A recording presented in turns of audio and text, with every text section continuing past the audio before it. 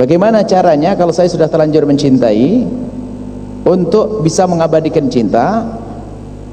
Atau bagaimana? Apa yang harus saya lakukan? Saya terlanjur mencintai tapi tidak pakai prosedur pertama dan kedua. Fase 1, 2 tidak ada. Marhalah pertama, kedua tidak kita lewati. Tiba-tiba yang jelas saya sudah saling mencintai. Tiba-tiba saya sudah menikmati SMS dan saya sudah janji macam-macam dan sebagainya. Anggap saja sudah pacaran deh. Pacaran sudah dekat sekali. Pokoknya sudah, bisa nggak bisa. Sakit betul, bakal sakit. Bagaimana caranya? Sekarang kita balik kepada yang pertama dan kedua sebelum kita melanjutkan di dalam mengabadikan. Berpikir dulu. Dan setelah itu harus bisa menahan rasa pahit, dan menahan rasa pahit nanti begitu mudah setelah dia tahu tujuannya. Kita balik lagi ke belakang. Karena bisa jadi yang dicintainya memang orang yang layak dicintai. Dan dia sudah mencintai, mungkin. Cinta itu tidak boleh, kita tidak bisa, cinta nggak bisa dipaksa loh ya. Nggak boleh seseorang tinggalkan dia, oh nggak bisa. Panah, pakai istilah panah asmara. Panah itu kalau sudah nancep ditarik tambah sakit, tambah nancep lagi dia. Makanya kalau punya anak sudah terlanjur mencintai, kalau tinggalkan dia, apalagi nanti pasangannya dilabrak, wah tambah cinta. Dia ingin menjadi pahlawan untuk sang kekasihnya. Dia akan datangi pacarnya itu. Akhirnya ngomong, memang umi saya begitu, abah saya memang kolot. Makanya tambah nancep itu cinta. Makanya nanti ada cara bagaimana orang tua ingin melepas anak gadisnya yang sudah terlanjur jatuh cinta dengan cara yang salah. Gimana cara melepasnya? Seperti menancapnya cinta adalah halus, tapi tiba-tiba nancep kuat nanti. Cara mengeluarkannya juga dengan halus, nggak bisa.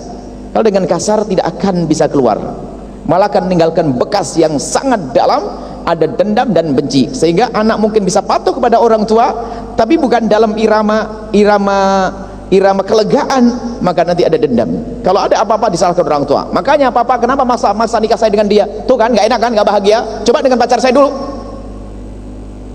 Ini. Maka cara melepas semua ada harus.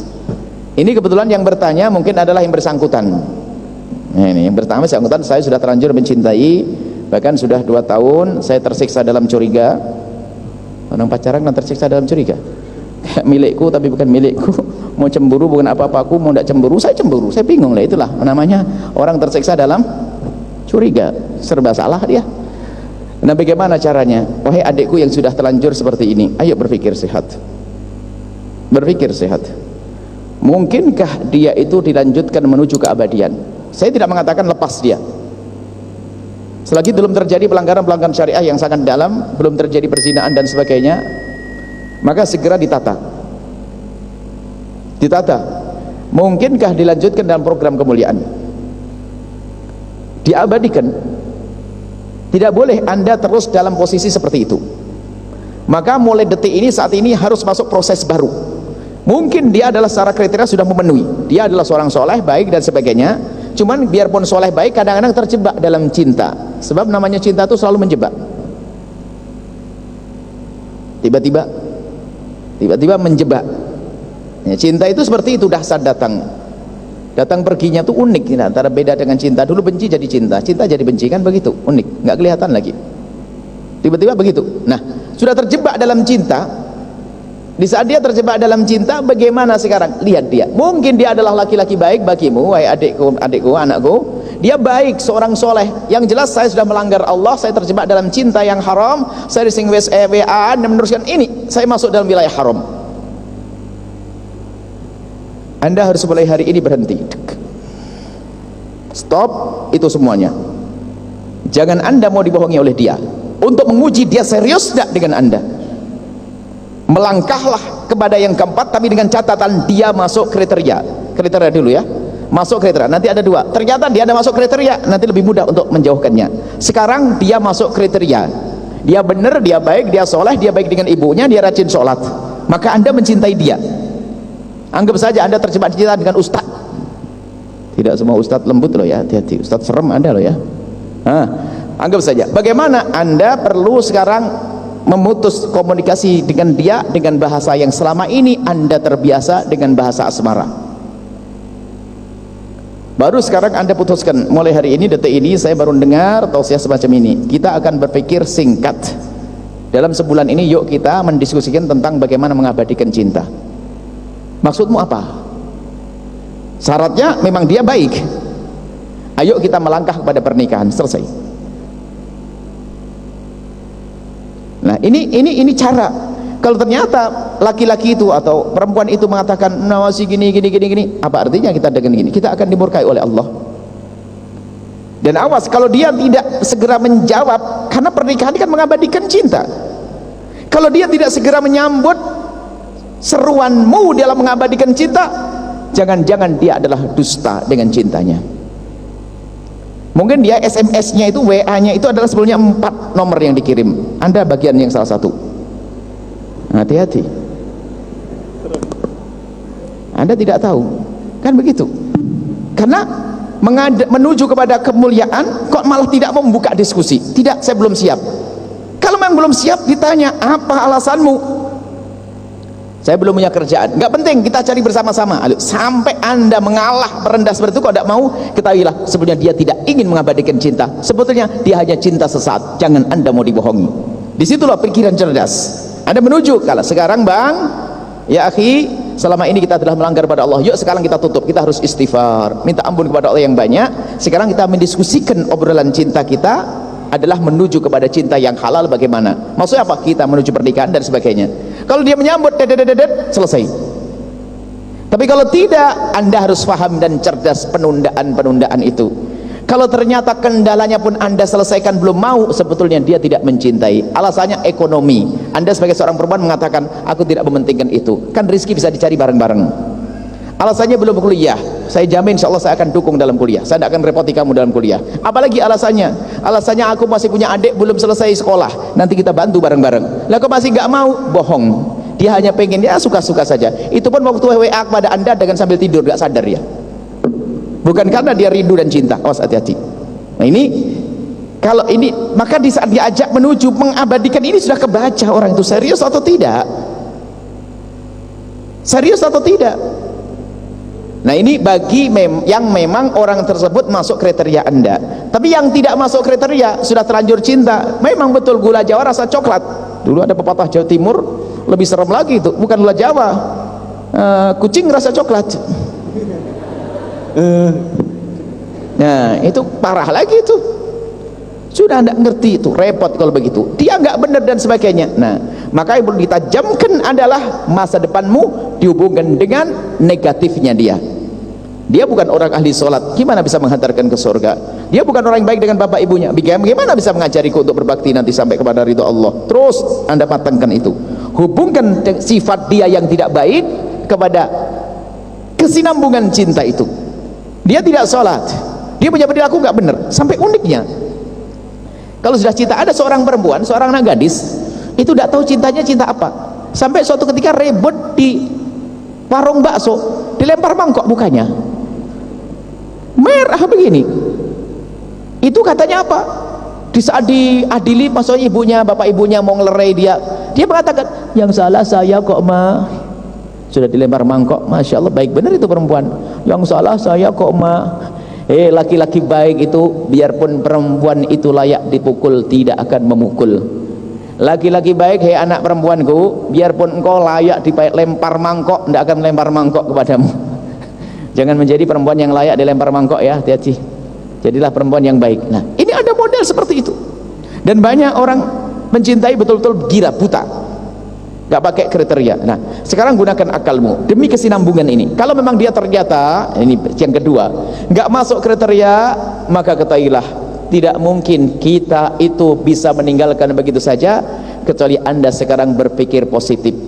Gak mungkin langsung Anda tinggalkan des. Karena apa? Anda punya nurani hati yang gak bisa dilepas begitu saja. Maka sekarang Anda berpikir untuk berpindah ke lain hati selain dia. Anda berpikir tentang laki-laki soleh, dan Anda bayangkan tentang laki-laki soleh yang baik dan sebagainya, dan pastikan Anda melangkah ke sana. Anda cari orang yang soleh, yang baik, yang benar, biarpun Anda mencintai dia, terserah apa kata orang, khianat, Anda paksakan Anda berpikir masa depan. Aduh berat, tidak apa-apa. Nanti pada akhirnya, kalau mungkin Anda diskusi dengan seorang ustadz, orang tua, sahabat, tolong Anda tidak laki-laki yang baik. Anda harus berani berkata seperti itu. Biarpun Anda sudah punya cinta, tapi orang itu nggak layak untuk dilanjutkan. Kalau tidak lain dilanjutkan, jangan dipaksain, Anda akan terjerumus. Cuman biasanya kalau sudah orang terlanjur jatuh cinta tuh repot. Suatu ketika saya nasihati anak gadis, ibunya datang kepada kami dan anaknya saya nasihati, memang laki-laki itu nggak pantas jadi pasangannya dia. Dia pacaran sampai orang tuanya pengen menjauhkan dia dari pasangannya, nggak bisa. Didatangkan kepada kami untuk dinasihati. Saya nasihati setengah jam, saya nasihati lebih. Saya ajak bicara tentang suami yang ideal tuh begini, menyayangi ini. Lalu saya tanya, jujur nak ya, nanti saya bantu apapun yang terjadi. Dengan kamu, dengan dia saya bantu. Cuman kamu harus jujur dengan saya. Apakah laki-laki itu seperti yang Buya ceritakan suami ideal itu? Apakah laki-laki itu layak untuk menjadi suami idealmu? Spontan dia geleng. Wah, ibunya senangnya luar biasa, langsung dipeluk itu anak. Setelah ibunya selesai meluk, tiba-tiba ngomong kepada kami, Buya, tapi kan setiap orang bisa berubah kan? Masya Allah. Sudah setengah jam saya itu ceramah, tatanya ujungnya setiap orang masih bisa berubah. Lah itulah yang repot, karena dia tidak mencoba menggunakan akalnya. Anda orang sehat, anak-anakku kalian orang sehat, gunakan, jangan dipaksain. Wong belum apa-apa saja, masih dalam irama berharap saja, berani melempar mangkok, nyaci maki, apalagi kalau sudah dimilikinya, diinjik-injik pun nggak akan ngapa-ngapain kamu, kan begitu menurut dia. Maka jangan ragu, di saat dia tidak pantas, maka cara yang paling tepat adalah kurangi komunikasi dengan dia. Kalau langsung diplek begitu, Anda beban, mungkin reaksi dari dia juga berat. Maka perlahan Anda komunikasi dengan orang lain, maksudnya dengan ustadz, untuk mencari ustadz, ada laki-laki yang baik buat saya, kira-kira ada ini, gimana orangnya, gini, mulailah perlahan. Sebab hatimu tidak mungkin kosong dari cinta, harus ada yang dicintai, maka cinta itu dialihkan. Maka dari itu para orang tua yang menemukan anak gadisnya itu setelah terlanjur mencintai seseorang, tidak bisa langsung kita pangkas, tinggalkan dia, oh tidak, agar tapi mungkin kita dekatkan dengan sifat-sifat orang soleh, bukan kita suruh dia pacaran lagi, tidak.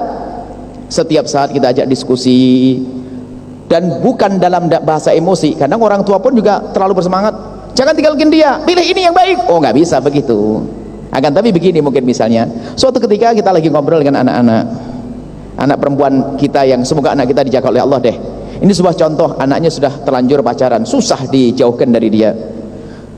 Maka mungkin suatu ketika ada laki-laki yang kita rindukan untuk menjadi menantu kita. Mungkin anak kita ajak bicara aja begini, suatu ketika laki-laki lewat, kenal lah kamu dengan dia? Siapa ma? Anaknya Pak Haji siapa itu? Kita aja selesaiin. Dia kuliah di mana? Enggak tahu dia. Nah, satu pertama. Kemudian kedua, Pak, disetting dia. Kita sering menceritakan dia dengan tanpa disadari. Masya Allah, anak itu baik banget. Bahkan mungkin kita ngomong dengan istri, anak itu di samping kita tanpa sengaja, Pak, itu anak laki-laki baik banget tuh, Masya Allah. Sama ibunya, dia denger, ngerekam dia. Ngomong apa mama tadi? Tapi kalau dengan sengaja kita mendengarkan, saya mau dicabut dari cinta saya ya, nggak mau. Dia akan ngomong gitu. Jadi halus. Mungkin seorang bapak soalnya ngomongin. Jadi di saat dia datang sambut, Masya Allah, gini. Tapi jangan dibahas tentang urusan cintanya anak gadis kita itu. Nanti dia akan tersinggung, Syah. Hanya nak, pikir ulang. Ketahuilah, mama akan setuju aja nanti. Yang penting kamu pikir ulang. Tapi sisi lain, coba pikirannya sudah mulai dipengaruhi dengan pikiran yang positif. Sering diajak ngobrol, kita ngobrol, dia datang kemudian, atau kita datang ke rumahnya tiba-tiba, mana si Ahmad itu? Insya Allah ngomong sama bapak ibunya, Masya Allah anak soleh, Insya Allah semoga nanti dapat istri yang solehah dan sebagainya, tanpa diarahkan ke anak kita, enggak. Tapi sang anak ini karena sering mendengar, itu secara otomatis nanti, apalagi nanti sifat jelek calon pacarnya ini, jangan disebut-sebut juga, akan ditunjukkan kelebihan yang lawan daripada sifat jeleknya. Misalnya pacarnya kita ketahui aibnya adalah suka marah dan sebagainya. Masya Allah, dia anaknya penyabar ya. Anak ibu ini penyabar banget, sama ibunya sabar, telaten, enaknya, Masya Allah. Ini ibu yang bahagia dan punya anak ini. Dia diam-diam akan merekam ungkapan-ungkapan seperti itu. Maka kepada para orang tua yang sudah terlanjur menemukan anaknya jatuh cinta, jangan dipaksa. Maka kalau dipaksa malah berontak, dan berontak itu nanti menjadikan sebab ketidakindahan. Tapi kecerdasan orang tua bisa memisahkan, menjauhkan dengan cara yang sangat halus dan indah tanpa dirasa. tiba-tiba anak nanti bergeser karena cintanya akan kebaca oleh dia sendiri bahwasanya cinta itu sudah nggak benar dia. Masa dia mukuli saya, masa dia kejam sama saya, masa dia tidak sholat, nggak mungkin diabadikan. Akan runtuh itu cinta. Kenapa? Tidak dibangun di atas dasar kemuliaan. Baik, itu saja.